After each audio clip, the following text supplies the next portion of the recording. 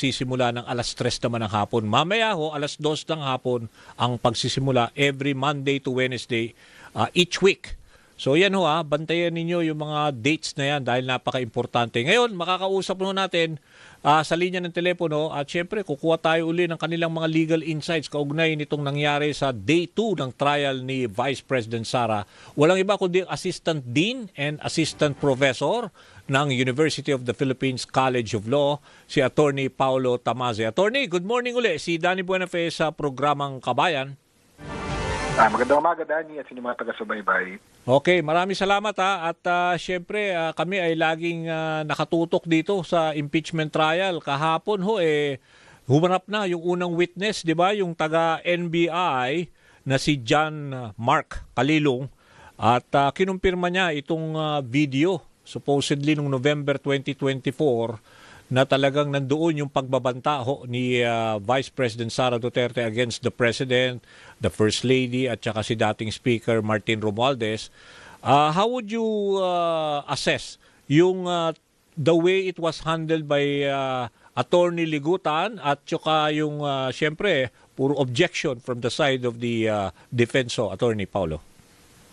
Okay po. So, una po siguro, kailangan natin alalahanin na yung trabaho talaga ng prosecution ay maipasok yung ebidensya na iyon, yung videos na iyon doon sa record ng impeachment court. No? So, naging parang judicialized na itong proseso na ito, unfortunately, but ganun po yun sa korte talaga. Ipapasok po yung ebidensya sa record ng korte. So kahit alam mo naman ho nating lahat na may video po na ganoon, kailangan meron pong authentic na kopya ng video na iyon na makapasok sa impeachment court. Kasi yun po yung pagbabasihan nila nung ebidensya, no? At isa sa mga pagdedesisyon na nila 90-something days from now.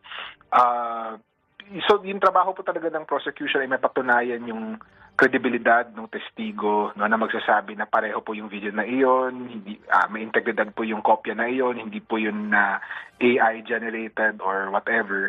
And mukhang na-achieve naman po yun, no. Simple lang po dapat kasi yung presentation, but doon sa second point po, medyo madami po kasi yung objections na nailabas ng defense counsel, no. Patas naman po yun, trabaho po talaga ng depensa yun.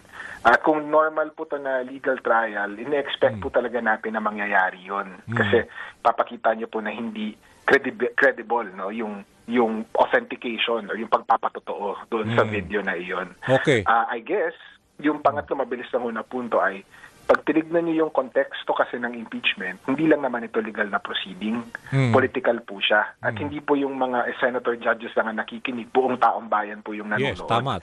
So, importante po doon sa lawyers, both in prosecution and defense, na alalahanin na yung taong bayan mismo nanonood.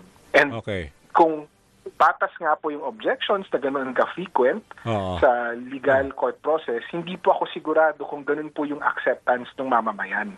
Kasi baka mukha pong obstructive or mukhang tinatago yung ebidensya. So, maaga pa naman po, day 2 Too early.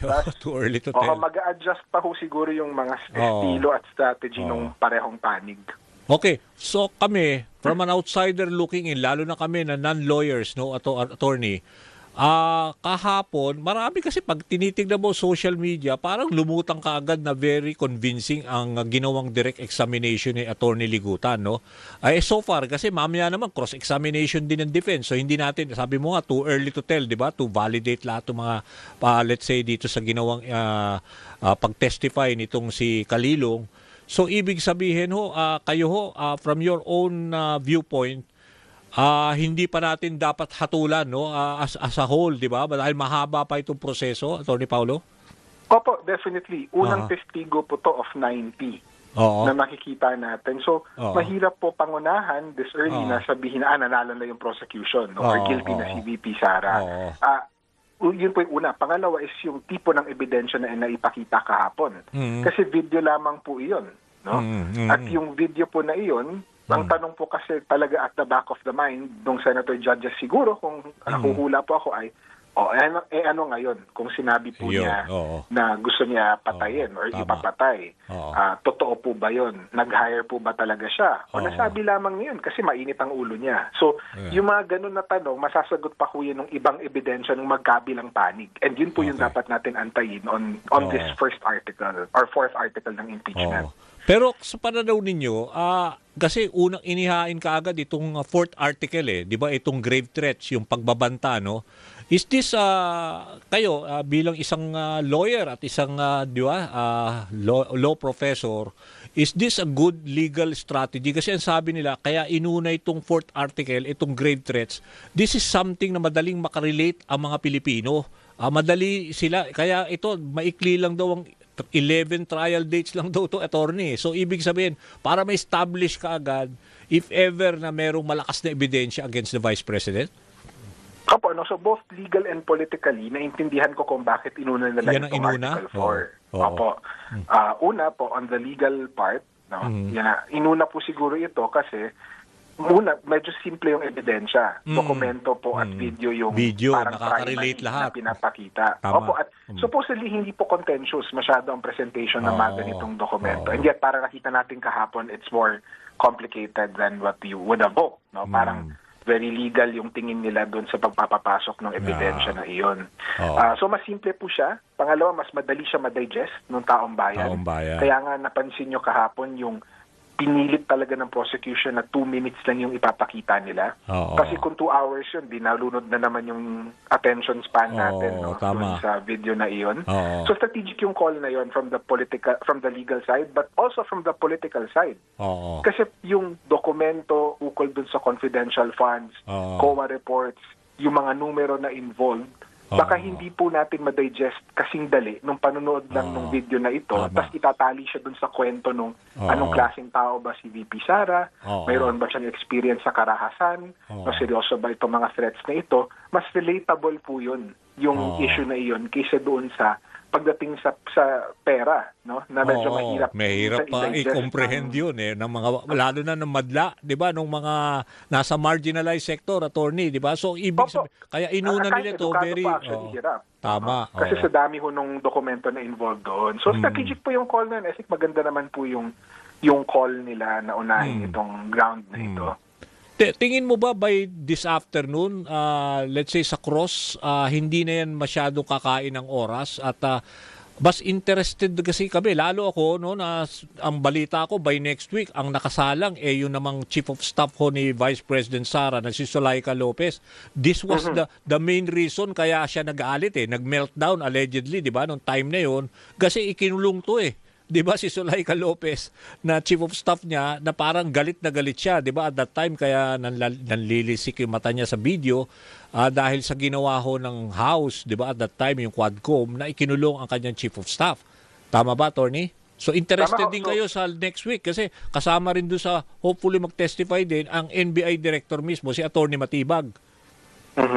So tama po, no. I think yung today malaki yung depende po yung tagal nitong presentation na ito or yung remaining cross-examination kung gaano din po kasigasig yung prosecution. Tingin mo? Kasi gaya lang po na may objections ang defense pag prosecution ang nagdidirect. Mayroon din pong objections ang prosecution kapag defense naman ang nagko-cross-examine. So pwede nilang ibaliktad yun. No? Sila mismo yung makulit, masigasig doon sa pag-object. Now, depende po yan sa strategy nila. Kasi kailangan nga po isipin ng bawat panig o parehong panig na hindi po to purely legal na proceeding. No? Ang abogado po sa Senado, 5 lang. 5 lang, therefore, yung nakakaunawa na minsan patas lang sa trabaho ng abogado na ganito kakulit. But insofar as naiintindihan to ba ng taong bayan yung ebidensya na lumalabas, no?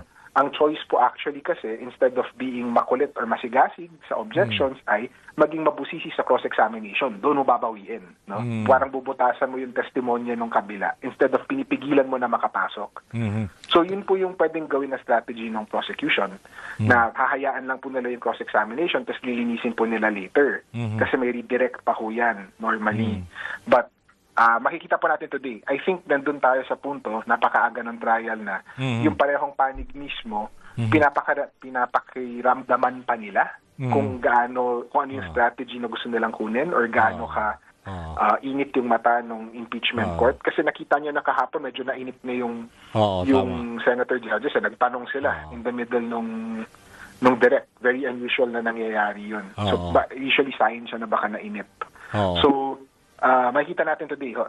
I think yung the way that the trial will be conducted today, kung gaano kabusisi yung cross-examination, kung gaano kasigasig yung prosecution doon sa cross, will be determinative of the next few sessions as well. Attorney, for now, yung unang witness, si Kalilong, how would you size him up? Ano ba siya? Do you think he was credible? He was not intimidated by the way he's answering all the questions kahapon? With the caveat po, na natitest po ang credibility ng testigo usually sa cross-examination. So Mukhang mamaya, naman. malalaman. Oo, malalaman. Opo, mukhang okay naman kasi may training po siya. Na-testify digital Nakita niyo po yung testimony niya kahapon, maingat siya, di ba? Yung parang, pwede ko pa buksan, pwede ko po patanggalin itong tape. Tama. Ibig sabihin po na naintindihan niya yung importansya nung integrity ng dokumento at ebidensya na dinadala niya. No? Document witness po kasi siya. Ang purpose lang po niya ay ipakita na secure po yung video na iyon at na-verify siya. Yun po yung main niya na dahilan.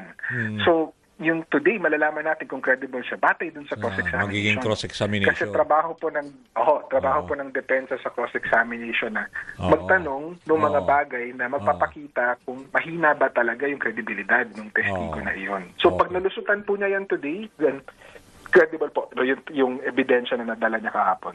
Yung the way he handled himself kahapon as far as the direct examination. So malalaman natin mamaya talaga during the cross-examination. Anyway, bago kita bitawan, attorney, yung namang the way the presiding officer, si Chiso Escudero, yung handle niya dun sa ang daming objection, yung overrule or di ba o kaya ito sustained kung talaga yung merong puwang yung objection. So parang ang dami kasi nagko-comment na mukhang ito redemption time for Chiso Escudero na nakikita nyo ba yung value niya as the presiding officer now as he is handling this impeachment trial? Opo, no. So, to begin, siguro, na hindi naman po kailangan abogado ang mag-preside sa impeachment. Okay, In fact, nandun yata ako sa minorya ng mga abogado na palagay na masyadong nalilegalize itong proseso na ito. Parang mas nagmumukhang criminal trial na nga halos kaysa sa political na process. But, kung yun po ang desisyon ng Senado, yun po yung pakiramdam nila na best way to ensure yung fairness ng proseso, then nakatulong certainly yung parang si Senator experience, litigator. Firm yung hawak niya doon sa proseso. Ibig sabihin po nun, hinahayaan niya yung both sides na magdebate pero maingat no? Sinasabi niya patapusin mo muna yung isang side na ito, patapusin mo muna yung defense, no? Magpaalam muna kayo bago magsalita. Tapos hindi po endless yung balikan. Pinitigil niya. Ano pong sabi nitong prosecution, anong sagot nitong defense, tas ruling na. No? The chair will make a ruling. So, isa yung pamamaraan to ensure na nabigyan ng pagkakataon yung parehong panig na magreklamo at depensahan naman yung sarili nila. Tapos, yung ultimately, gusto ng chair on behalf of the Senate na pausugin pa rin yung proseso, paandarin pa rin yung proseso. Tama. So, mabilis yung rulings niya. I think nakakatuwa from trial lawyer's perspective po na ang bilis mag-rule nung judge or nung Senator Escudero. Para siyang judge talaga sa korte. Okay. Nako, maraming salamat Attorney Paulo sa inyo uling binigay na mga legal insights. Salamat po. Maraming salamat din po. Magandang umaga. Magandang umaga. Yan ho ang Associate Dean and Assistant Professor ng University of the Philippines College of Law. Patuloy